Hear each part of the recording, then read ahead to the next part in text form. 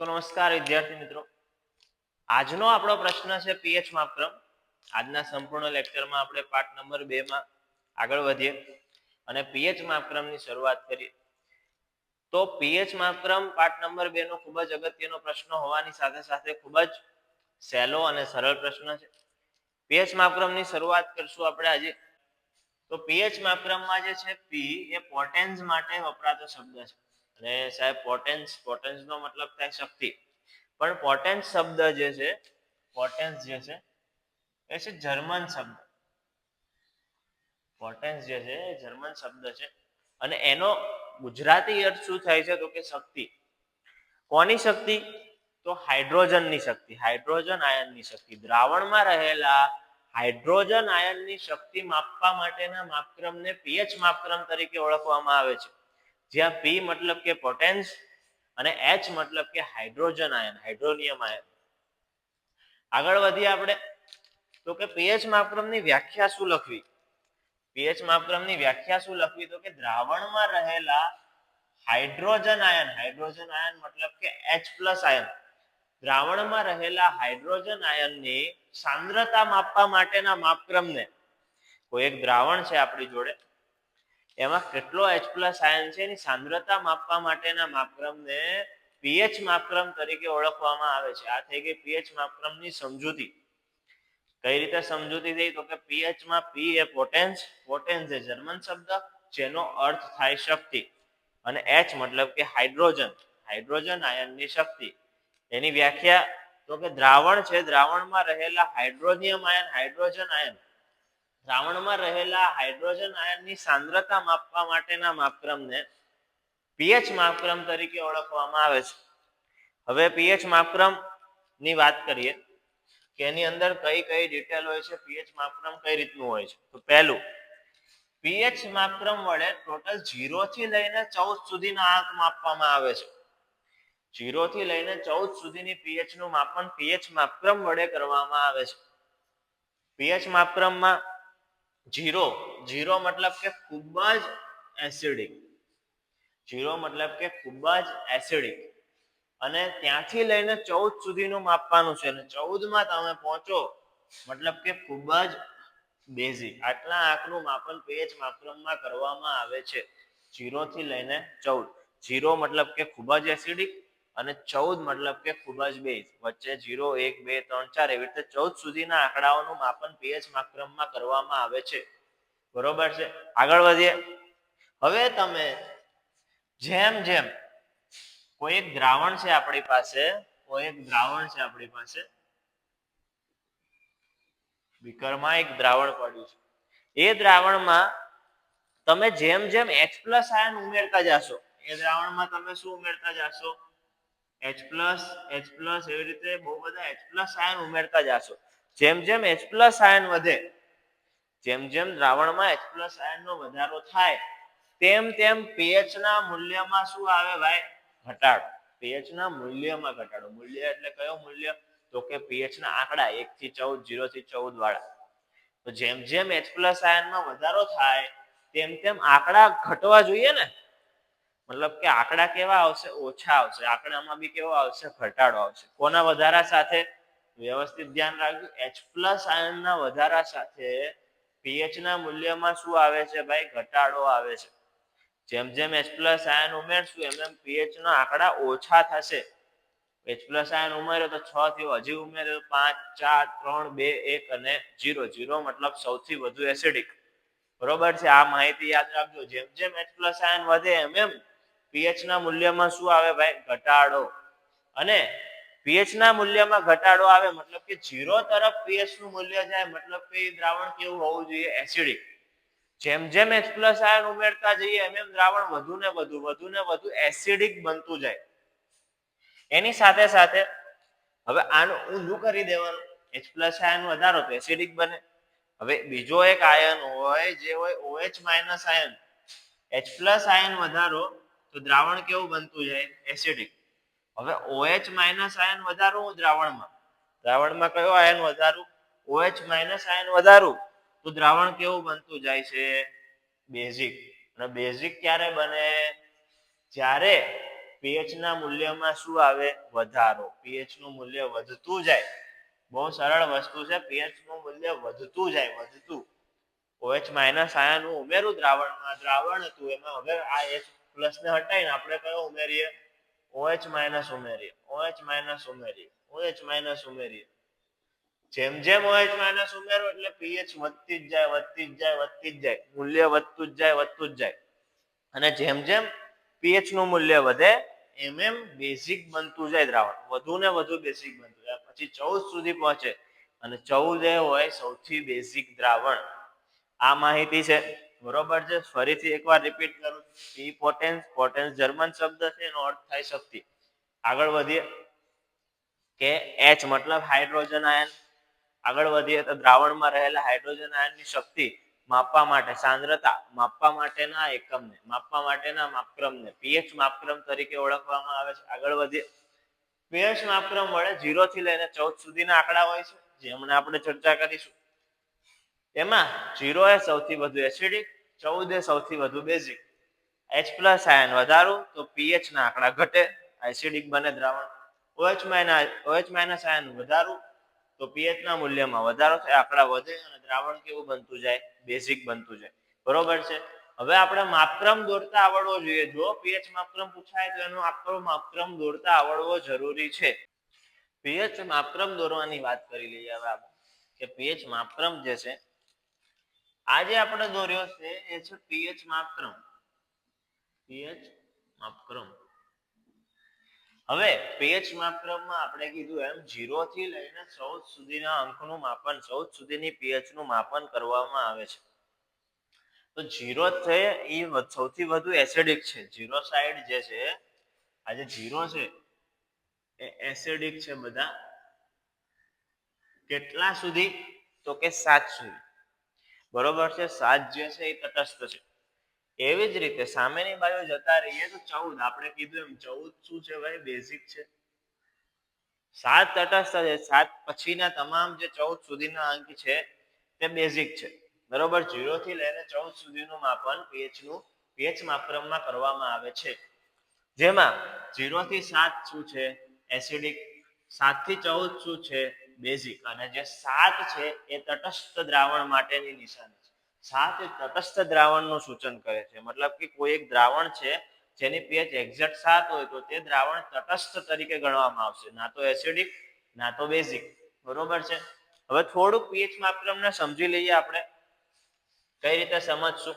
તો કે વિધાન બનાવતા જવાનું. આકૃતિ આવડે, આ દોરતા આવડે પીએચ માપક્રમ, તેના ઉપરથી તમામ લખાણ આવડે. આ તો લખી જ દઈશું આપણે. બીજું શું શું લખી શકશું? તો આમ ધ્યાન હોવું જોઈએ તમારું કે જો 7 થી લઈને 0 સુધી આપણે ઘટતા જઈએ, આંકડા આપણે 7 થી લઈને 0 સુધી કરતા જઈએ, તેમ તેમ એસિડિકતા 7 થી લઈને 0 સુધી કરીએ તેમ તેમ એસિડિકતા વધે.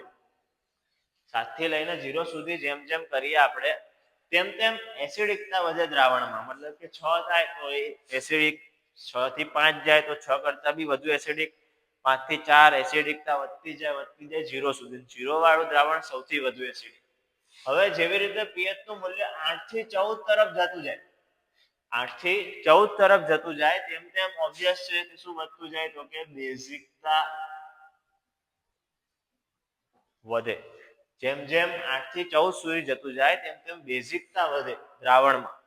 એવી જ રીતે બીજી માહિતી એવું કહે છે કે જો દ્રાવણમાં H+ નું મૂલ્ય વધારે હોય, આ બાજુ આ જે વચ્ચેની લાઈન છે તેની વાત કરવાની છે, જો દ્રાવણમાં H+ હાઇડ્રોનિયમ આયનનું મૂલ્ય વધારે હોય તો દ્રાવણ એસિડિક જ હોય. અને જેટલું વધારે એટલું એની એસિડિકતા વધારે.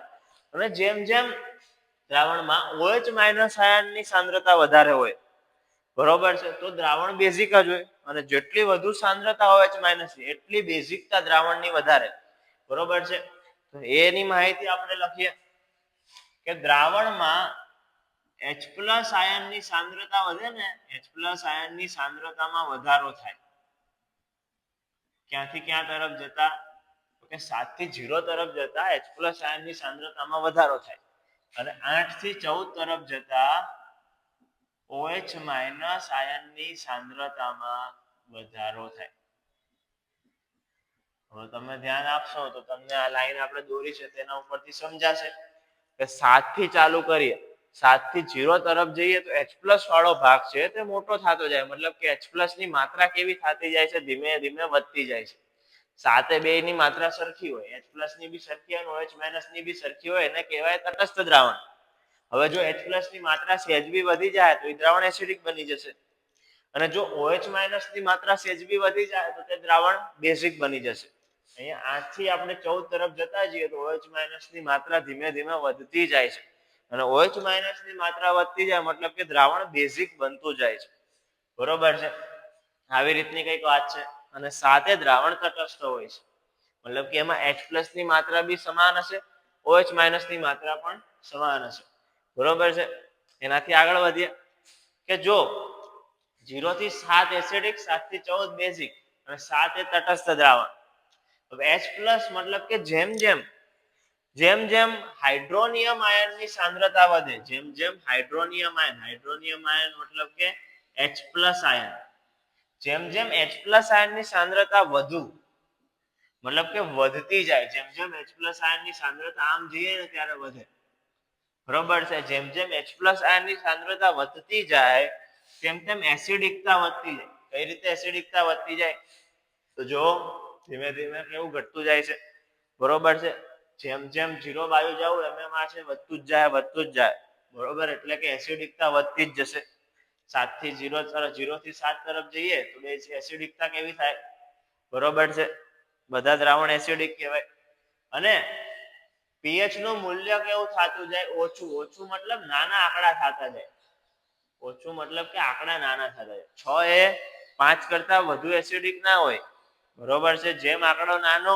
એમ એસિડિકતા વધારે 6 કરતા 1 ની એસિડિકતા વધારે હશે 6 કરતા 5 ની એસિડિકતા વધારે હશે બરોબર પણ 5 કરતા 6 ની એસિડિકતા વધારે હશે નહીં આવી રીતની કંઈક માહિતી છે જેમ pH નું મૂલ્ય 7 થી 14 તરફ જાય 7 થી 14 તરફ જાય જેમ pH નું મૂલ્ય 7 થી 14 તરફ જાય તેમ OH- ની માત્રામાં કેવો થતો જાય વધારો 7 થી 14 તરફ જાય તેમ OH- ની માત્રા વધે OH- ની માત્રા વધે મતલબ કે બેઝિકતા વધે બરોબર મતલબ કે દ્રાવણ પ્રબળ બેઝિક બનતું જાય અને આંકડા કેવા થતા જાય તો ધીમે ધીમે જેમ આમ જાય આંકડા મોટા થતા જાય બરોબર હવે મારી વાત ઉપર ધ્યાન આપજો ખાસ 7 થી 0 બાજુ જઈએ 7 થી 0 બાજુ તો એસિડિક દ્રાવણ હોય 7 થી 14 બાજુ જઈએ તો બેઝિક દ્રાવણ પણ એમાં બી કયું પ્રબળ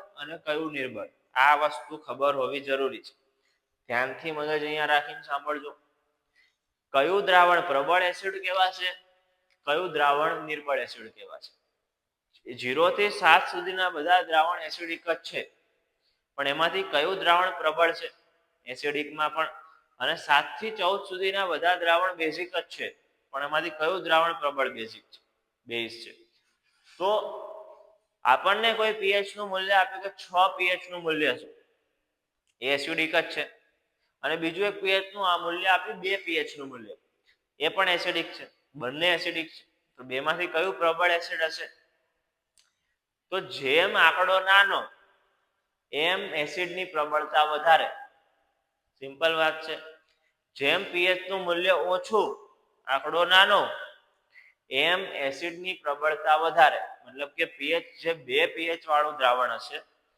એ પ્રબળ એસિડ હશે કોના કરતા પ્રબળ એસિડ હશે તો કે pH 6 કરતા pH 5 કરતા pH 4 કરતા pH 3 કરતા પણ pH 1 વાળા દ્રાવણ કરતા પ્રબળ એસિડ કહેવાશે નહીં pH 2 વાળું દ્રાવણ pH 1 વાળા દ્રાવણ કરતા પ્રબળ એસિડ કહેવાશે નહીં તો એ ઘટનામાં એ સ્થિતિમાં પ્રબળ એસિડ pH 1 વાળું દ્રાવણને માન્ય ગણવામાં આવશે એવી જ રીતે પ્રબળ બેઝની વાત કરીએ તો એક દ્રાવણ છે જેની pH 8 છે એક દ્રાવણની pH 12 છે તો કયું પ્રબળ બેઝ જેમ આંકડો મોટો એમ બેઝની પ્રબળતા વધારે જેમ આંકડો નાનો એમ એસિડની પ્રબળતા વધારે જેમ આંકડો મોટો એમ બેઝની પ્રબળતા વધારે જેમ pH નું મૂલ્ય ઓછું 0 બાજુ જેમ વધતા જતા જઈએ આપણે એસિડની પ્રબળતા વધે જેમ આંકડો મોટો મતલબ કે pH નું મૂલ્ય વધુ એમ બેઝની પ્રબળતા વધે.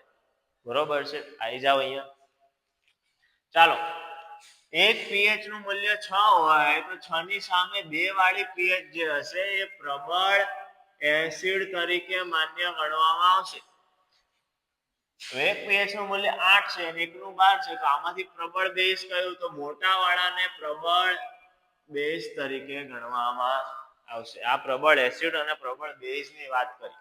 જેમ હાઇડ્રોનિયમ આયનની સાંદ્રતા ખૂબ જ વધુ એમ એસિડની પ્રબળતા વધારે, જેમ OH- આયનની સાંદ્રતા ખૂબ જ વધુ એમ બેઝની પ્રબળતા વધારે. શબ્દો ઉપર ધ્યાન દેજો.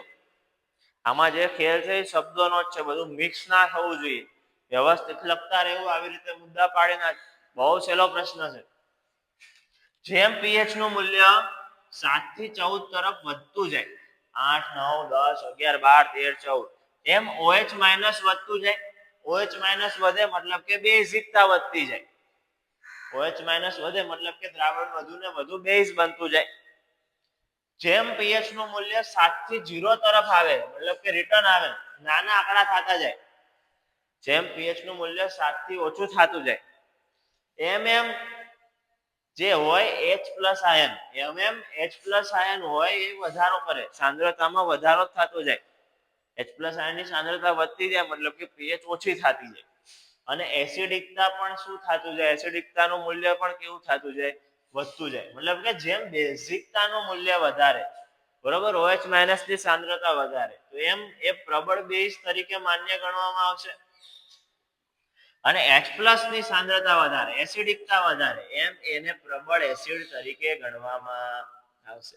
આ પ્રબળની વાત તો થઈ ગઈ. સાહેબ નિર્બળ કોણ? તો આપણે 2 ને પ્રબળ કીધો હતો. કોની સામે? 6 ની સામે. તો 6 કયો કેવો એસિડમાં આવશે? નિર્બળ એસિડ. 7 થી ઓછા બધે એસિડ જ રાખવાનું. બરોબર, આપણે 12 ને પ્રબળ બેઝ માન્યો હતો, તો 8 ને શું માનશું આપણે? નિર્બળ બેઝ. બરોબર છે, આવી કંઈક માહિતી છે. બહુ સરળ, બહુ સહેલો પ્રશ્ન છે. આવી રીતની પ્રબળ બેઝ, પ્રબળ એસિડ સુધીની માહિતી સુધી સમજાવવાનું રહેશે.